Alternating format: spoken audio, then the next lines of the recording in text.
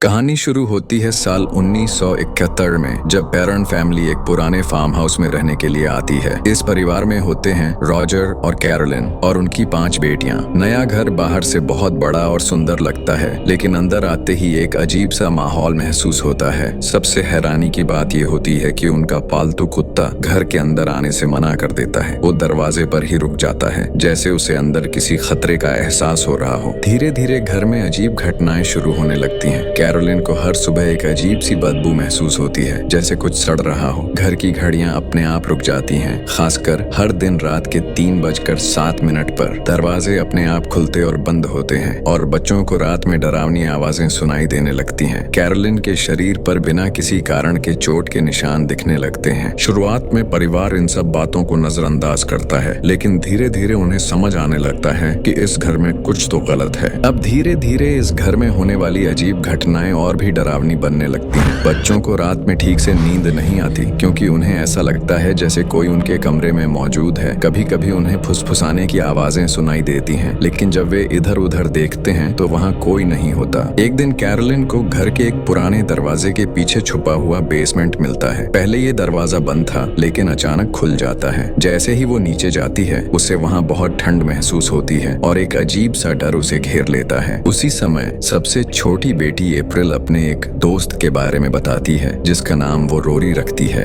अप्रैल कहती है कि रोरी उससे बात करता है और उसके साथ खेलता है। शुरुआत में परिवार को लगता है कि ये सिर्फ एक इमेजिनरी फ्रेंड है, लेकिन जल्द ही उन्हें एहसास होता है कि मामला कुछ और ही है। घर में चीजें अपने आप हिलने लगती हैं, दरवाजे जोर से बंद होने लगते हैं और कई बार किसी के चलने की आवाज सुनाई देती है, जबकि घर में कोई नहीं होता। अब डर इतना बढ़ जाता है कि पूरा परिवार परेशान हो जाता है। कैरोलिन समझ जाती है कि ये कोई सामान्य समस्या नहीं है, इसलिए वो तय करती है कि अब उन्हें किसी ऐसे इंसान की मदद लेनी होगी जो इन सुपरनैचुरल चीजों को समझ सके। अब वो मदद के लिए मशहूर पैरानॉर्मल इन्वेस्टिगेटर्स एड वॉरेन और लॉरेन वॉरेन से संपर्क करती है। एड और लॉरेन ऐसे लोगों की मदद करते हैं जिनके घर में अजीब और डरावनी घटनाएं होती हैं। जब ये दोनों पेरेंट फैमिली के घर पहुंचते हैं तो शुरुआत में सब कुछ सामान्य दिखता है, लेकिन जैसे ही लॉरेन घर के अंदर कदम रखती है, उसे तुरंत कुछ अजीब महसूस होता है। लॉरेन के पास एक खास ताकत होती है। वो ऐसी चीजें महसूस कर सकती है जो आम लोग नहीं कर पाते। उसे लगता है कि इस घर में सिर्फ एक नहीं बल्कि कई आत्माएं मौजूद हैं, लेकिन उनमें से एक आत्मा बहुत ज्यादा खतरनाक है। लॉरेन बताती है कि ये बुरी आत्मा कैरोलिन को अपना निशाना बना रही है। उसका मकसद कैरोलिन के शरीर पर कब्जा करना है। ये सुनकर पूरा परिवार डर जाता है। अब एड और लॉरेन तय करते हैं कि वे इस मामले की पूरी जांच करेंगे। वे घर के हर कोने को ध्यान से देखते हैं और यह समझने की कोशिश करते हैं कि आखिर इस घर में ऐसा क्या हुआ है जो इसे इतना खतरनाक बना रहा है। अब एड वॉरेन और लॉरेन वॉरेन इस घर के इतिहास की जांच शुरू करते हैं। उन्हें पता चलता है कि इस जमीन का अतीत बहुत ही डरावना रहा है। खोजबीन के दौरान उन्हें एक नाम बार बार सुनाई देता है, बाथशीबा शर्मन। कहा जाता है कि कई साल पहले इसी जमीन पर बाथशीबा नाम की एक औरत रहती थी। गांव के लोग उसे एक खतरनाक डायन मानते थे। कहानी के अनुसार बाथशीबा ने अपने ही छोटे बच्चे की बलि शैतान को चढ़ा दी थी। कहा जाता है कि एक दिन उसने एक पेड़ पर चढ़कर खुदकुशी कर ली। मरने से पहले उसने इस जमीन को श्राप दे दिया था कि यहाँ रहने वाला कोई भी इंसान कभी खुश नहीं रह पाएगा। धीरे धीरे यह जगह एक श्रापित भूमि बन गई। लॉरेन को अपने विजन्स में यह सब साफ दिखाई देता है। अब उसे यकीन हो जाता है कि बाथशीबा की आत्मा अभी भी इस घर में मौजूद है और वही इस पूरे डर की असली वजह है। और सबसे खतरनाक बात यह है कि अब उसका निशाना कैरोलिन बन चुकी है। अब एड वॉरेन और लॉरेन वॉरेन समझ जाते हैं कि मामला बहुत गंभीर है, इसीलिए वे इस घर में पूरी तैयारी के साथ इन्वेस्टिगेशन शुरू करते हैं। सबसे पहले वे घर के अलग अलग कमरों में कैमरास लगाते हैं ताकि हर छोटी बड़ी एक्टिविटी रिकॉर्ड हो सके। साथ ही वे साउंड रिकॉर्डर्स भी लगाते हैं, जिससे किसी भी अजीब आवाज को कैद किया जा सके। इसके अलावा वे एक खास तरीका इस्तेमाल करते हैं। घर के हर दरवाजे और कोनों में छोटी छोटी घंटियां यानी बेल्स लगा देते हैं, ताकि अगर कहीं भी कोई अनसीन मूवमेंट हो तो तुरंत पता चल जाए। लॉरेन अपनी साइकिक पावर का इस्तेमाल करके घर की एनर्जी को महसूस करने की कोशिश करती है। उसे हर कोने में अलग अलग तरह की उपस्थिति महसूस होती है, लेकिन बेसमेंट के पास सबसे ज्यादा डरावनी एनर्जी होती है। जैसे जैसे रात करीब आती है, घर का माहौल और भी भारी और डरावना हो जाता है। सब लोग समझ जाते हैं कि असली एक्टिविटी अब शुरू होने वाली है। रात के समय पूरी टीम अलर्ट हो जाती है और इन्वेस्टिगेशन चालू करती है। अचानक एक कमरे में लगी घंटी अपने आप बजने लगती है। ये वही घंटी होती है जो उन्होंने मूवमेंट पकड़ने के लिए लगाई थी। सब लोग तुरंत उस कमरे की तरफ भागते हैं। वहाँ पहुंचकर वे देखते हैं कि सिंडी के कमरे में कुछ अजीब हो रहा है। जैसे ही सब लोग उस अलमारी के पास जाते हैं, वो अचानक जोर से खुल जाता है। अंदर से एक अजीब सी ताकत सिंडी को अपनी ओर खींचने लगती है। वो चिल्लाने लगती है और टीम जल्दी से उसे बचाने की कोशिश करती है। किसी तरह वे उसे उस खतरनाक सिचुएशन से बाहर निकाल लेते हैं। इस घटना के बाद सबको समझ आ जाता है कि ये कोई छोटी मोटी पैरानॉर्मल एक्टिविटी नहीं है। अब चीजें पूरी तरह कंट्रोल से बाहर जाने लगी हैं। कैरोलिन का बिहेवियर पूरी तरह बदल चुका था। पहले जो वो एक शांत और केयरिंग माँ थी, अब वो अचानक गुस्से में आ जाती है और बच्चों से अजीब तरीके से बात करने लगती है। लोरेन वॉरेन को साफ महसूस होने लगता है कि कैरोलिन अब अकेली नहीं है। उसके अंदर कोई और ताकत धीरे धीरे जगह बना रही है।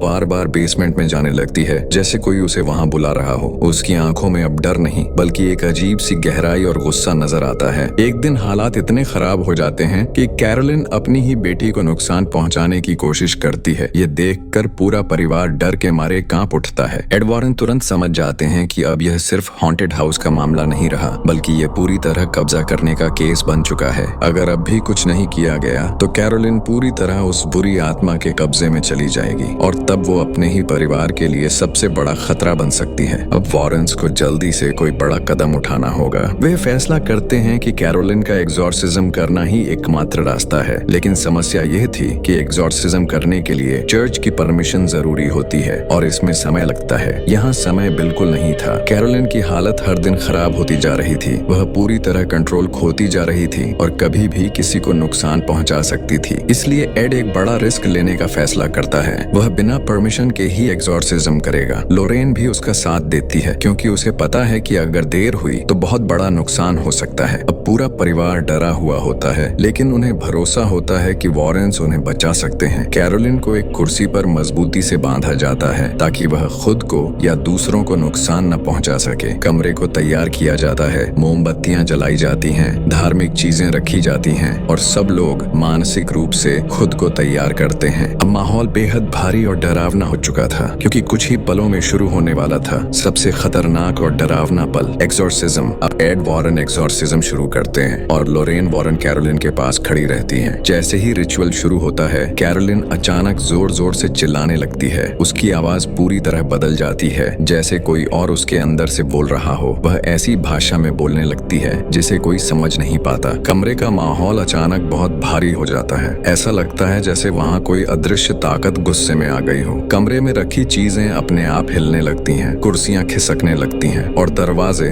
जोर से बंद होने लगते हैं। अचानक कैरोलिन हवा में उठ जाती है। यह देखकर सब लोग डर जाते हैं। परिवार के सदस्य रोने लगते हैं, लेकिन कोई कुछ नहीं कर पाता। एड लगातार प्रार्थना करता रहता है और कोशिश करता है कि वह उस बुरी आत्मा को कैरोलिन के शरीर से बाहर निकाल सके, लेकिन आत्मा बहुत ताकतवर होती है और आसानी से हार नहीं मानती। लोरेन कैरोलिन को शांत करने की कोशिश करती है। वह उससे बात करती है, उसे उसकी असली पहचान याद दिलाने की कोशिश करती है। अब ये सिर्फ एक रिचुअल नहीं रहा, ये एक खतरनाक लड़ाई बन चुकी थी, अच्छाई और बुराई के बीच। एड वॉरेन लगातार प्रार्थना कर रहे थे, लेकिन लोरेन वॉरेन समझ रही थी कि यह लड़ाई आसान नहीं होने वाली। कैरोलिन अब पूरी तरह उस बुरी आत्मा के नियंत्रण में आ चुकी थी। उसकी आंखें बदल चुकी थीं और उसकी हर हरकत डरावनी होती जा रही थी। अचानक वह अपनी ही बेटी की तरफ बढ़ती है, जैसे उसे नुकसान पहुंचाना चाहती हो। यह देखकर पूरा परिवार घबरा जाता है, लेकिन लोरेन हिम्मत नहीं हारती। वह तुरंत कैरोलिन को उसकी पुरानी यादें दिलाने की कोशिश करती है, उसकी बेटियां, उसका परिवार और उसका प्यार। धीरे धीरे कैरोलिन के अंदर एक संघर्ष शुरू होता है। एक तरफ वह बुरी आत्मा है और दूसरी तरफ उसकी अपनी असली पहचान। कैरोलिन की आंखों में दर्द और डर दोनों दिखाई देने लगते हैं, लेकिन आत्मा इतनी आसानी से हार मानने वाली नहीं थी। कमरे का माहौल और भी खतरनाक हो जाता है, चीजें टूटने लगती हैं और हर तरफ अफरा तफरी मच जाती है। एड अपनी प्रार्थना जारी रखते हैं, क्योंकि उन्हें पता है कि अगर उन्होंने अब हार मानी तो सब खत्म हो सकता है। अब यह लड़ाई अपने आखिरी और सबसे खतरनाक मोड़ पर पहुंच चुकी थी। लोरेन वॉरेन पूरी कोशिश कर रही थी